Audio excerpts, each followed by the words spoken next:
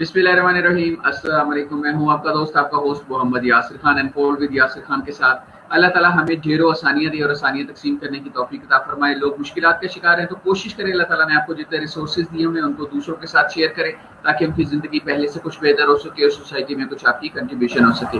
आज का जो शो है that is powered by जेल्ट्रिक्स pharmaceutical, जिनका कहना है we are sharing the health equity in Twitter medics. They are serving those students who are suffering in COVID-19 in UK. Thank you very much for the both sponsor.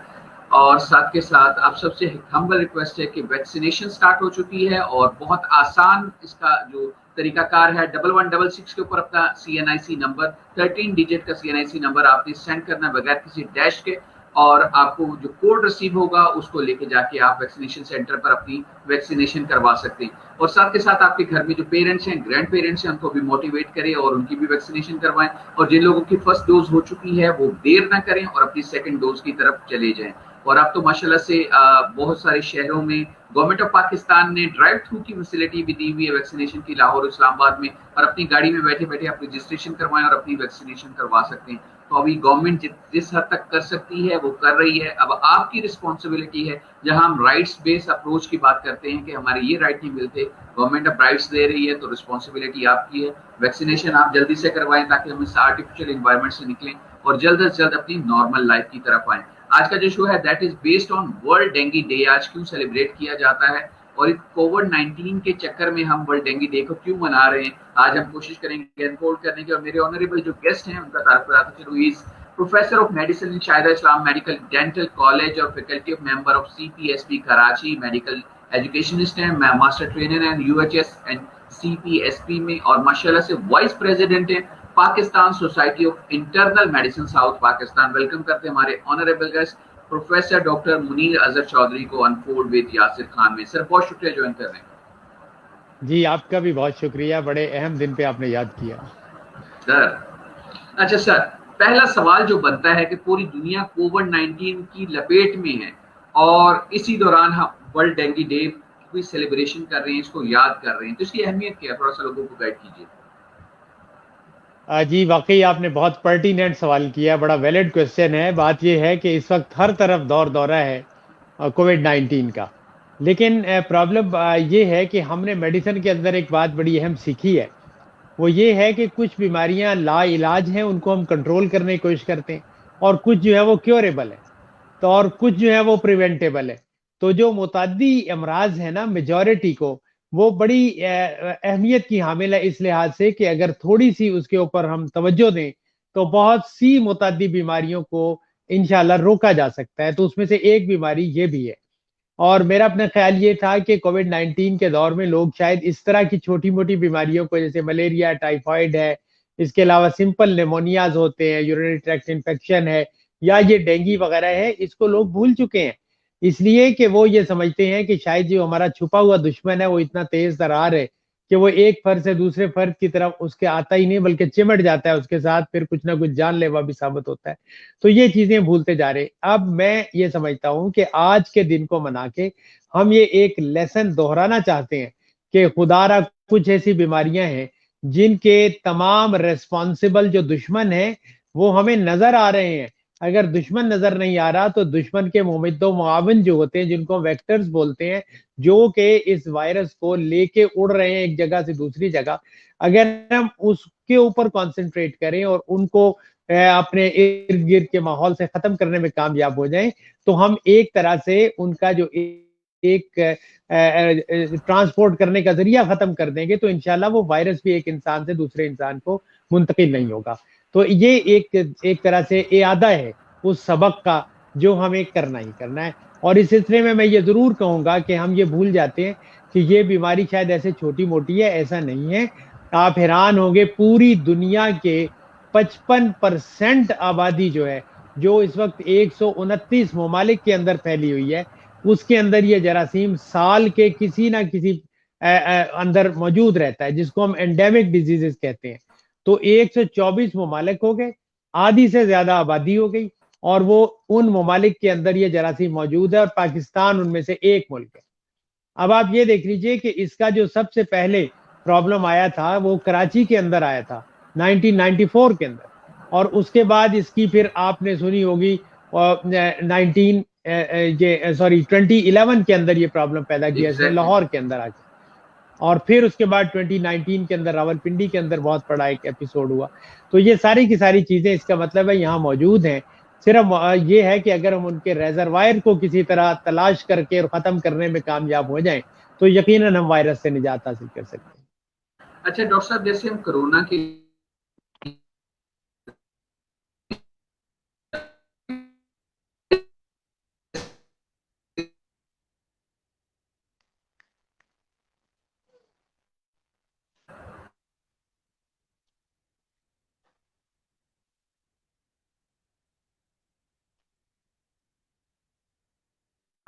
Doctor صاحب آپ کو آواز آ رہی ہے؟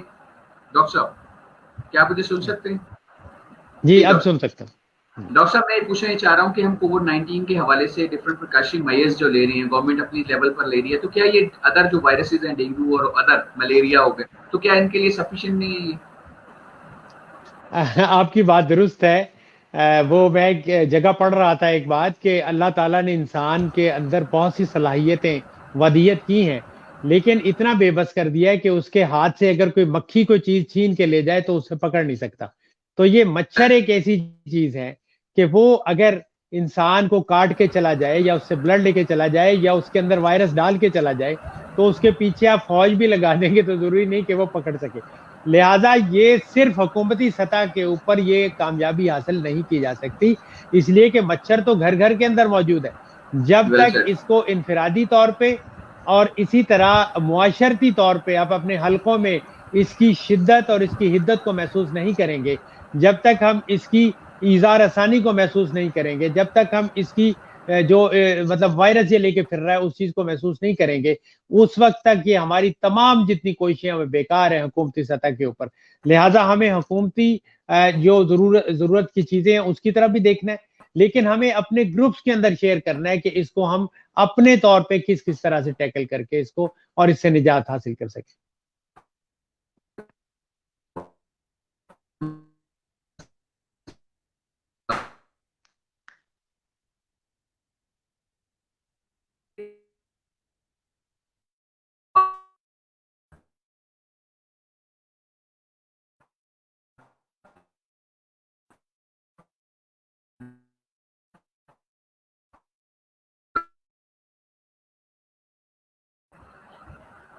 Doctor صاحب ابھی ٹیک issue face کر رہے ہیں، تو جیسے ہمیں دوبارہ جوائن کرتے ہیں تو ہم باقی جو پرٹیننگ کوسچنز ہیں ان کی طرف جاتے ہیں. جیسے ابھی ریسنٹلی میں آسک کر رہا تھا ان سے کہ ایک صحت مند انسان سے یہ مریض میں صحت مند ابھی ڈاکٹر صاحب نے جوائن کر لیا. ڈاکٹر صاحب میرا سوال یہ ہے کہ کیا یہ جو وائرس ہے یہ ڈینگو کا یہ ایک مریض سے صحت مند انسان میں منتقل نہیں ہوتا، لیکن اس کے مریضوں کو پھر بھی آئسولیشن میں رکھا جاتا ہے جیسے؟ جی آپ کی بات درست ہے. اس کی وجہ یہ ہے کہ جب بھی ہم تشخیص کرتے ہیں کہ اس کے اندر ڈینگی وائرس موجود ہے تو اس کو ہم آئسولیٹ بھی کر دیتے ہیں، اور ایک ڈبل نیٹ ٹیکنیک ہوتی ہے جس کے اندر ہم کوشش کرتے ہیں کہ پہلے ایک یعنی مچھردانی لگاتے ہیں پھر اس کے اوپر ایک اور لگاتے ہیں. اس میں مقصود یہ ہوتا ہے کہ وہ بندہ جس کے اندر وائرس موجود ہے اس تک مچھر کی رسائی نہ ہو سکے، کیونکہ اگر مچھر وہاں پہنچ گیا تو وہ وہاں سے وائرس کو اٹھائے گا اور پھر اس کے بعد کس طرف جائے گا، کہاں جائے گا، کس کس بندے تک جائے گا، پھر یہ فیصلہ کرنا بڑا مشکل ہو جائے گا. لہٰذا ہم یہ کرتے ہیں کہ پکڑ کے اس کو بالکل الگ کر دیتے ہیں، اور اگر تھوڑا سا بھی وہ سیریس ہوتا ہے تو اس کو ہم ہائی ڈیپینڈنسی یونٹ کے اندر شفٹ کر کے ڈبل نیٹ ٹیکنیک کے ساتھ اس کو آئسولیٹ کر دیتے ہیں جب تک کہ اس کے اندر علامات ختم نہیں ہو جاتے. Very right. اچھا اس کی جو علامات ہیں وہ کورونا وائرس کے علامات سے کتنے مختلف ہیں؟ دیکھیے یہ دونوں بیماریاں بالکل اپوزٹ ہیں. آپ حیران ہوں گے، جو کرونا کی بیماری ہے نا وہ ہمارے رگوں کی جو کیپلریز ہوتی ہیں آخری سطح کے اوپر باریک ترین نالیاں، ان کے اندر یہ جا کے خون کو جما دیتی ہے، جس کے بعد وہ نالیاں بند ہو جاتی ہیں اور وہ جو ایک بیریئر پیدا کر دیتی ہیں، رکاوٹ پیدا کر دیتی ہیں، جس کے تحت ہماری میمبرین جو اس کے اکراس آکسیجن اور کاربن ڈائی آکسائڈ نے ٹرانسفر ہونا ہوتا ہے وہ جگہ بند کر دیتی. اس کے مقابلے میں جو یہ بیماری ڈینگی والی ہے یہ اس کے الٹ ہے، یہ جا کے چھوٹی چھوٹی کیپلریز کے اندر سوراخ کر دیتی ہے اور بند نہیں کرتی بلکہ وہاں سے پانی کو لیک کرنا شروع کر دیتی ہے، اور وہ ہمارے جسم کی مختلف کیویٹیز کے اندر لائٹ کے جیسے سے کہ ہماری پھیپڑے کے ساتھ جگہیں ہیں وہاں پہ جمع ہو جائے گا پانی.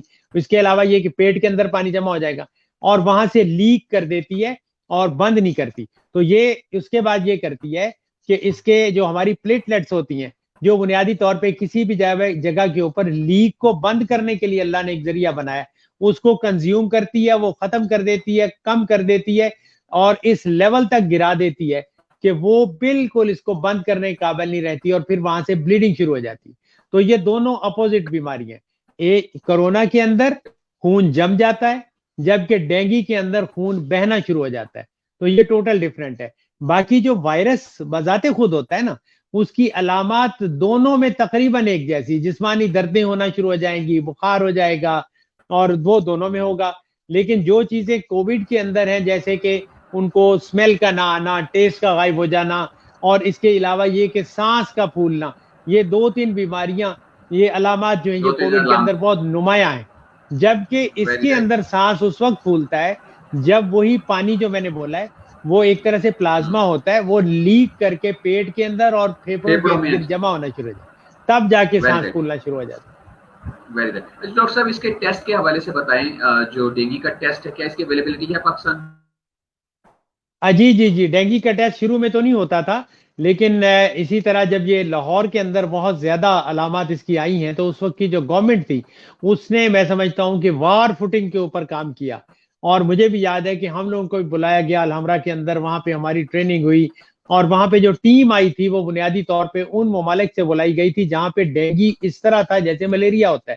جیسے سری لنکا کا ملک ہے, وہاں پہ بے تحاشا تھائی لینڈ کے ممالک ہے, یہ جنوبی ایشیا کے ممالک کے اندر بہت زیادہ پایا جاتا تھا اور ان کے ہم نے تجربات سے فائدہ اٹھایا اور اس وقت کٹس منگوائی گئیں اور پھر اس کے بعد اس کے مختلف ٹیسٹ جو تھے وہ وجود میں آئے. اب یہ اس کی علامات جو ہوتی ہے یہ دوسرے دن سے لے کے 14 دن تک ہو سکتی ہے کسی بھی شکل میں. تو ابتدا میں جو ہوتا ہے وہ ہم ڈیپینڈ کرتے ہیں, تو ہم کوشش کرتے ہیں کہ اس وائرس کے اندر جو ایک اینٹیجن ہے اس کو ڈیٹیکٹ کر لیں. اس کے لیے PCR کی ٹیکنیک بھی ہوتی ہے اور دوسرا یہ ہے کہ ایک ہم اینٹی باڈی کا ٹیسٹ کرتے ہیں جو ایلائزا ٹیکنیک ہے, اس کے تحت IgG IgM کے تحت بھی پتہ لگ سکتا ہے کہ وائرس موجود ہے. تیسرا یہ ہے کہ وائرس کو آئسولیٹ کر دیا جائے, یعنی وہاں سے نکال لیا جائے باقاعدہ اور اس کو گرو کر کے دیکھا جائے, تو وہ کلچر کا طریقہ بھی موجود ہے. تو یہ 3-4 مختلف طریقے ہیں جن کے تحت ہم یہ کنفرم کر سکتے ہیں کہ یہ شخص جو ہے یہ ڈینگی کے مرض میں مبتلا ہے. لیکن بات یہ ہوتی ہے کہ اس کے علاج کے لیے کنفرمیشن ضروری نہیں ہے.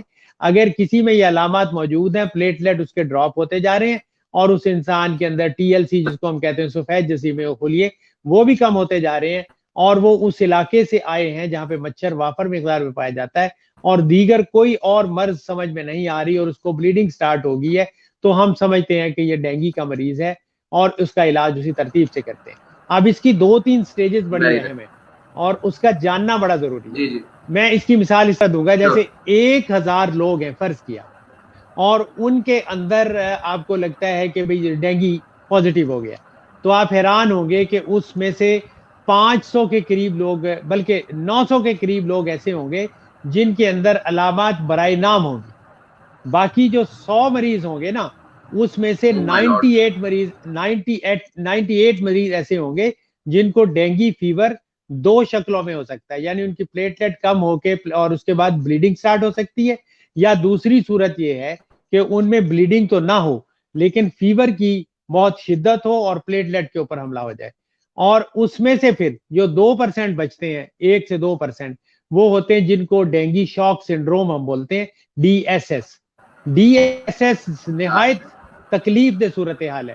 اپنا ہی خون جو ہوتا ہے اس میں سے سرخ اور سفید جسیمے اندر رہ جاتے ہیں اور پلیٹلیٹ بھی, اور باقی جو پلازما رچ پروٹین ہوتی ہیں وہ اور یہ پانی, یہ سارا نکل کے پیٹ کے اندر اور پھیپھڑوں کے ارد گرد جمع ہو جاتا ہے اور وہ جب رگوں سے نکل کے وہاں چلا جاتا ہے تو انسان کا بلڈ پریشر تیزی سے گرتا ہے اور پھر اس کو سنبھالنا بڑا مشکل ہو جاتا ہے. اس کے لیے تیار رہنا پڑتا ہے اور سب سے پہلے جو ہی اس کی علامات آتی ہیں تو ہم ذہنی طور پہ تیار ہوتے ہیں کہ اس سٹیج پہ آنے سے پہلے ہمارے پاس ایک چارٹ بنا ہوتا ہے, پرفارما ہوتا ہے, پیرامیٹر ہوتا ہے, وہ پیریوڈیکلی ہم چیک کرتے چلے جاتے ہیں اور ایک نوبت آتی ہے کہ اس پہ ہمیں پتہ لگ جاتا ہے کہ اب پانی لیک ہونے لگ گیا. پھر امیڈیٹلی ہم وہ ریپلیسمنٹ تھراپی ایک دیتے ہیں, دینے کے بعد وہ پانی پھر واپس آنا شروع ہو جاتا ہے. اور پھر ود ان 2 to 3 days مریض ٹھیک ہونا شروع ہو جاتا ہے. الحمدللہ اس کے اوپر میں سمجھتا ہوں کہ اتنا کام ہوا ہے پورے ملک کے اندر اور بالخصوص پنجاب کے اندر کہ ماشاءاللہ ہر ٹرشری سینٹر جو ہے وہ اس وقت بالکل تیار ہے، ذہنی طور پہ، عملی طور پہ اس کے سارے لوگ جو ہے تجربہ حاصل کر چکے ہیں کہ خدا نہ خواستہ اللہ نہ کرے اگر کوئی اس طرح کی کوئی کیفیت آتی ہے تو ہمارا عملہ بڑی مستعدی کے ساتھ انٹینسو کیئر یونٹ اور ہائی ڈیپینڈنسی یونٹ کے اندر کام کرنے کے لیے تیار بیٹھے. بیوٹیفل. اچھا سر، ویکسینیشن کے حوالے سے بتائیں، جیسے کووڈ 19 کی ویکسینیشن کی طرف ہم گئے ہیں تو کیا ڈینگی کی بھی ویکسینیشن کوئی ہے؟ ویکسینیشن ڈاکٹر صاحب آواز آ رہی ہے آپ کو؟ ویکسینیشن جی بالکل آ رہی. اچھا، ویکسینیشن کے حوالے سے یہ ہے کہ اس کی جو ویکسین ہے نا وہ ایف ڈی اے نے 2019 میں اپروو کی تھی، لیکن یہ بھی اپنی بڑی تیزی سے شکل بدلنے والا وائرس ہے. یہ چونکہ آر این اے وائرس ہے اور اس کی دو قسمیں ہوتی ہے، ایک جو سب سے زیادہ تنگ کرنے والا وائرس کی جو ایلیمنٹ ہوتے ہیں نا اس کے اگینسٹ جو ویکسین بنائی گئی تھی اس کو بیسیکلی اس نے اپروو کر دیا تھا یو ایس اے نے. لیکن ہوا یہ کہ جن لوگوں کو ابھی ڈینگی نہیں ہوا تھا جب ان کو یہ ویکسین لگی تو ان میں عام ڈینگی کے مریض سے زیادہ بری علامات آنا شروع ہو گئی، تو انہوں نے وڈرا کیا. کرنے کے بعد پھر انہوں نے کہا کہ جن کو پہلے ایک دفعہ ڈینگی ہو چکا ہے ان کی سیکنڈری پروفیلیکسس ایک طرح سے ہم کہتے ہیں کہ آئندہ کی حفاظت کے لیے ویکسینیشن کی جائے، تو ان کی جب ویکسینیشن کی گئی تو ان کو بینیفٹ ہوا. لیکن پاکستان میں کرنٹلی یہ اویلیبل نہیں ہے، اس لیے کہ بہت زیادہ ڈیپینڈیبل ویکسین یہ نہیں ہے ابھی تک. لیکن میں اس سلسلے میں ایک چیز مزید ایڈ کروں گا کہ وہ ویکسین جس کے پروسیس میں پہلے 10 سے 12 سال لگا کرتے تھے، اب میں سمجھتا ہوں اللہ تعالیٰ کی ایک بلیسنگ ہے کہ کووڈ 19 والا جو کام تھا وہ 6 سے 8 مہینے میں ہو گیا اور اس وقت ہمارے پاس پوری دنیا کے اندر اس کی ویکسین موجود ہے. We are lucky enough. Otherwise آپ مجھے بتا دیجئے 1983 کے اندر ایڈز کا پہلا کیس آیا تھا، آپ مجھے دیکھ لیجئے کہ اب 38 سال ہو گئے ابھی تک اس کی ویکسین نہیں بن سکی. اسی طرح ڈینگی جو ہے یہ صدیوں پرانی بیماری ہے، ابھی تک اس کی کامیاب ویکسین نہیں بن سکی. ہیپاٹائٹس سی جو ہے یہ دیکھیں آپ کب سے ہے، ابھی تک اس کی کامیاب ویکسین نہیں بن سکی.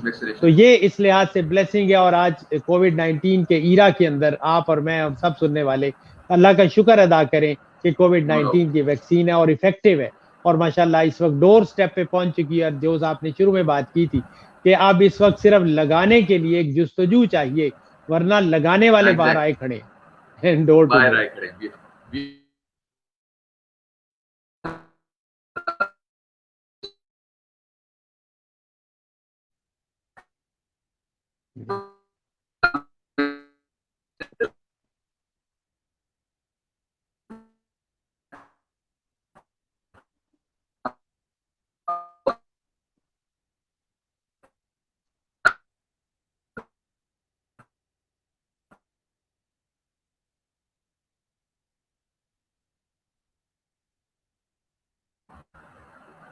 ڈاکٹر صاحب اب آواز آ رہی ہے آپ کو؟ ڈاکٹر صاحب آپ کو آواز آ رہی ہے؟ جی اب آ رہی ہے. جی حکومتی سطح پر، انفرادی اور اجتماعی سطح پر کیا انتظامات ہو رہے ہیں؟ حکومتی سطح پر، اجتماعی سطح پر اور انفرادی سطح پر کیا اس کے لیے میئرز لیے جا رہے ہیں؟ دیکھیے حکومت تو مستعد ہے، پہلی بات تو یہ ہے. دوسرا یہ ہے کہ ہمیں ایڈیشنل بینیفٹ یہ ہو رہا ہے کہ اس وقت جو ہم کووڈ 19 کے حوالے سے اپنے پروٹیکٹیو میئر اختیار کر رہے ہیں اس کا نتیجہ یہ نکلتا ہے کہ ہم اپنے آپ کو تو کافی حد تک پروٹیکٹ کیے بیٹھے ہیں، نمبر ایک.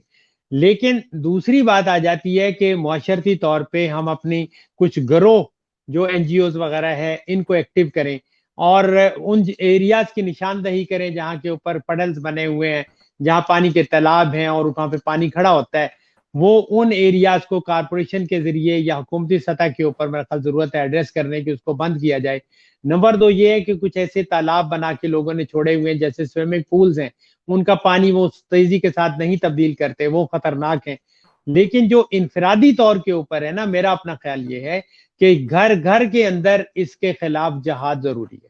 اب میں کچھ چیزوں کی آپ کو نشاندہی کرنا چاہوں گا جہاں ہماری نظر نہیں پڑتی. مثلا ایک فیملی ہے، وہ گرمیوں کی چھٹیاں منانے کے لیے صحت افزا مقام کے اوپر جا رہی ہے، تو وہ کیا کریں گے؟ اپنے وہ تمام کمرے وغیرہ سارے بند شند کر کے گھر بند کر کے چلے جائیں گے، لیکن بعض اوقات ایسے روم ہوتے ہیں جن کے باتھ روم کے اندر کھڑکیاں ہوتی ہیں اور وہ کھلی رہ جاتی ہیں، تو جب وہ واپس آئیں گے تو اس میں 7 سے 14 دن کے اندر اندر جو مچھر ہوتے ہیں وہ اندر آ کے جو پانی کا ٹریپ کرنے والی جگہ ہوتی ہے ہمارے WC کے اندر، اس کے اندر ان کی افزائش شروع ہو جائے گی، یا غلطی سے وہ بالٹی کے اندر پانی چھوڑ گئے ہیں تو اس کے اندر اس کی افزائش شروع ہو جائے گی۔ برسات کے دنوں میں خاص طور پہ جو کوروگیٹڈ چھتیں ہوتی ہیں وہ آپ نے بھی دیکھی ہوں گی، جو اونچی نیچی ہوتی ہیں، وہ پتوں کے ساتھ، مٹی کے ساتھ، آندھیوں کے ساتھ وہ بلاک ہو جاتے ہیں آگے سے، تو وہاں پہ پانی جمع ہونا شروع ہو جاتا ہے۔ پلاسٹک کے برتن، شیشے کی بوتلیں، یہ تمام چیزیں ہم چھتوں کے اوپر پھینک دیتے ہیں، اس میں پانی جمع ہو جاتا ہے، وہ مچھر کی افزائش کا باعث بنتا ہے۔ اس کے علاوہ وہ تمام ایریاز، جیسے ہم گھروں کے اندر انڈور پلانٹس رکھتے ہیں تو اکثر ہم یہ کرتے ہیں پاٹ کے نیچے ایک ٹرے رکھ دیتے ہیں، اب وہ ٹرے کے اندر پانی جمع ہونا شروع ہو جاتا ہے، اس کی طرف ہماری کوئی توجہ نہیں۔ اسی طرح پاٹ کے اندر جو مٹی ہوتی ہے بعض اوقات وہ اتنی سخت ہوتی ہے کہ اس کے اندر پانی جذب نہیں ہونے پاتا، اب جو آپ پانی دیتے ہیں وہ وہاں کھڑا ہو جاتا ہے۔ اچھا، یہ ایک اور ایلیمنٹ ہے۔ پھر بعض اوقات یعنی لوگوں نے اپنے گھروں کے اندر ہودیاں سی بنائی ہوتی ہیں جن کے اندر پانی ڈرینیج کا جا رہا ہوتا ہے، ان کو ڈھکنے کی بجائے ان کے اوپر کچھ ایسے ٹوٹے ہوئے ایریاز ہوتے ہیں کہ اس کے نیچے جو ہے وہ مچھر افزائش اس کی افزائش ہو رہی ہوتی ہے، تو اس کے اوپر دھیان دینے کی بہت ضرورت ہے۔ یہ تو ہے وہ ایریاز جن کے اندر پانی کے اندر جو ہے جی افزائش مچھر کی ہو جاتی ہے، اور خاص طور پہ جو ڈینگی کا وائرس ہوتا ہے، ڈینگی وائرس جو ہوتا ہے، یہ جس مچھر کے ذریعے جاتا ہے وہ دو طرح کے، ایک ایڈیز ایجپٹائی ہے اور دوسرا ایڈیز ایلفوپکٹس ہے، یہ دو طرح کے مچھر ہوتے ہیں۔ ان کی نشانی یہ ہے کہ عام مچھروں کی نسبت ان کے اوپر سفید رنگ کے بینڈز ہوتے ہیں، چھوٹے چھوٹے سفید رنگ کے، اس سے پہچانے جاتے ہیں، اور عام مچھروں سے ذرا ڈیفرنٹ شکل کے ہوتے ہیں۔ اگر اس طرح کا کوئی ایک بھی مچھر آپ کے گھر میں موجود ہے تو آپ یہ سمجھیں کہ بہت بڑا سورس ہو سکتا ہے۔ لہٰذا آپ نے، اور یہ جتنے ہمارے ہوتے ہیں نا ملیریا والے مچھر، وہ گندے پانی میں بھی سروائیو کر جاتے ہیں، لیکن ان کے لیے صاف پانی بڑا ضروری ہے۔ اب یہ جو صاف پانی آپ نے دیکھ بھی لیا ہمارے گھروں میں جگہ جگہ موجود ہے، ایون بعض لوگ بچے جو ہوتے ہیں مچھلیاں پالتے ہیں اور اس میں ایکویریم کے اندر پانی جو ہوتا ہے اس کو پھر تبدیل نہیں کرتے، کافی دنوں تک وہ کھڑا رہتا ہے، تو دیٹ از اندر سورس۔ اچھا، کچھ گھروں کے اندر یہ ہوتا ہے کہ وازز لے کے ان کے اندر روزانہ، یا مطلب ہے کہ اس کے اندر پھول کھڑے کیے جاتے ہیں، اس میں بھی پانی ہوتا ہے ان وازز کے اندر، تو وہ پانی باعث بن سکتا ہے اس طرح تبدیل کا، ہونے کی ضرورت ہے۔ ہاں جی، تبدیل کرنے کی ضرورت ہے۔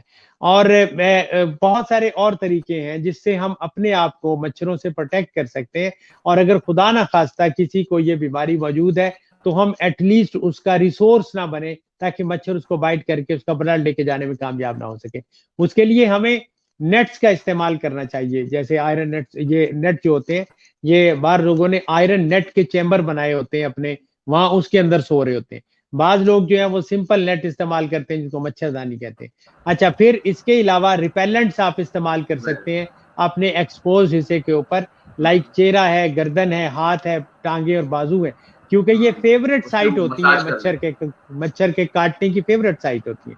مچھر بڑا استاد ہے جی، یہ انسانی ٹیمپریچر کے مطابق انسان کو اندھیرے میں ڈھونڈ لیتا ہے، ورنہ وہاں ساتھ ہی لحاف اور کمبل بھی پڑا ہوگا اس کو کچھ نہیں کہے گا، برتن بھی پڑا ہوگا اس کو کچھ نہیں کرے گا، لیکن اس کو ایک ٹیمپریچر سینس ہوتی ہے، یہ وہاں پہنچتا ہے اور اسے پتہ لگ جاتا ہے کہ یہاں میں نے کاٹنا ہے۔ اور خاص طور پہ ڈسک اینڈ ڈان، یہ دو الفاظ استعمال کیے جاتے ہیں۔ ڈسک اینڈ ڈان وہ ہوتا ہے جب دھندلکا سا ہوتا ہے، نہ شام ہوتی ہے نہ صبح ہوتی ہے، نہ صبح ہوتی ہے نہ رات ہوتی ہے، تو وہ جو دو ٹائمنگز ہوتے ہیں اس میں اس کی ایکٹیویٹی جو ہوتی ہے وہ میکسیمم ہوتی ہے، سب سے زیادہ ایکٹیویٹی یہ ہوتی ہے۔ ہاں جی، اچھا، اسی طرح تھائی لینڈ والوں نے بہت سارے اور کام ویسے بھی ذکر جو ہے وہ قرآن مجید میں آیا، اور نمرود کے حوالے سے ایک مچھر نے نمرود کو خاتمہ کیا آیا، بالکل بالکل ایسے ہی ہے۔ اچھا، پھر انہوں نے کچھ تجربات کیے ہیں تھائی لینڈ والوں نے کہ انہوں نے ایک مچھلی پالی ہے، وہ مچھلی جو ہوتی ہے وہ لاروی، ہاں جی، لاروی ویرس اس کو بولتے ہیں، یعنی وہ جو اس کے لاروے ہوتے ہیں نا مچھر کے، یہ چونکہ انڈے دیتا ہے، وہاں سے لاروے بنتے ہیں، وہاں سے پیوپا بنتے ہیں، اور پیوپا کے بعد ایڈلٹ مچھر بنتا ہے، تو اس سے پہلے لاروے کو وہ کھا جاتے ہیں، اس کی فیوریٹ ہوتی ہے۔ اس کے ہمارے ملک کے اندر جو مچھلی اس کا نام گپی ہے، گپی، ویسے اس کا سائنٹیفک جو نیم، ہاں گپی، اچھا ہمارے ویسے اس کا جو سائنٹیفک نیم ہے نا وہ ہے گیمبوسیا ایفینس، یہ اس مچھلی کا نام ہے۔ اگر یہ پال لی جائے نا پونڈس کے اندر تو مچھروں کے سارے لاروے کھا کے پرے مارتے ہیں. یہ بڑی زبردست مچھلیاں ہیں ایک لحاظ سے, اور مچھلیاں ہمارے لیے بڑی مفید ہیں. اچھا اسی طرح آپ نے دیکھی ہوگی ڈریگن فلائی ایک اڑ رہی ہوتی ہے, وہ مچھروں کو کھا جاتی ہے. ڈریگن فلائی جہاں ہوتی ہے وہ مچھروں کو کھاتی ہے, یہ بڑی بات ہے. اسی طرح ایک کرین فلائی ہوتی ہے, وہ بھی مچھروں کو کھاتی ہے. تو یہ مطلب کچھ ایسی چیزیں ہیں جو بڑی مفید ہیں. اچھا اس حوالے سے ایک بڑی سٹڈی دنیا کے اندر آئی تھی, وہ یہ تھی کہ جو مچھروں کے لاروے ہیں نا وہ سب سے زیادہ فلورش کرتے ہیں ہمارے جو پرانے ٹائر ہوتے ہیں گاڑیوں کے, جو ہم رکھ چھوڑتے ہیں جگہ جگہ, چھتوں پہ پڑے ہوتے ہیں, لان میں رکھے ہوتے ہیں, کوئی ادھر کھڑا ہے کوئی ادھر کھڑا ہے. اچھا ان کے اندر جو ہی پانی آ کے جمع ہوا, بعض اوقات وہ مالی ہی اس میں پانی پھینک دیتا ہے یا بارش کا پانی جمع ہوتا ہے, تو آپ ہم حیران لوگ ہوں گے کہ پودے بھی لگا اس دیتے ہیں ڈاکٹر صاحب, ہم پودے بھی پودے لگا دیتے ہیں. جی ہاں جی ہاں, تو ان ٹائروں کے اندر وہ لاروے پائے جاتے ہیں. تو 2016 اور 15 کے اندر حکومت نے باقاعدہ قانون بنا دیا تھا کہ آپ نے اگر پرانے ٹائر سیل کیے کسی دکاندار نے تو اس کو جرمانہ بھی ہوگا اور امپریزنمنٹ بھی ہوگی. باقاعدہ اشتہار آتا تھا اور اس کے بعد سے پرانے ٹائروں کا کاروبار ختم ہو گیا. یہ بالکل صحیح. اتنا بڑا سورس ہے, آپ حیران ہوں گے کہ مچھروں کی افزائش کا, اور لاروے وغیرہ اس کے اندر فلارش کرتے ہیں, پلتے ہیں اور بڑے مچھر بن کے نقصان دہ کرتے ہیں. تو یہ اس کو بھی ایڈریس کرنے کی بہت ضرورت ہے, اور اگر ان تمام چیزوں کے اوپر ہم سختی سے عمل کرتے ہیں تو کافی, اور حکومتی سطح کے اوپر ہم ایکسپیکٹ کرتے ہیں کہ بہت جو ریچ ایریاز ہوتے ہیں جہاں زیادہ ہیں, خاص طور پہ پلانٹس کے دائیں بائیں آگے پیچھے جہاں پہ نمی ہوتی ہے, تو وہاں پہ فیومیگیشن جو ہوتی ہے وہ کی جائے. اور یہ بہت اچھی قسم کی مطلب اویلیبل ہیں چیزیں جس کے ساتھ ان مچھروں کو مارا جا سکتا ہے. تو اس کے خلاف جہاد اگر کیا جائے تو یہ اتنا مفید ہوگا.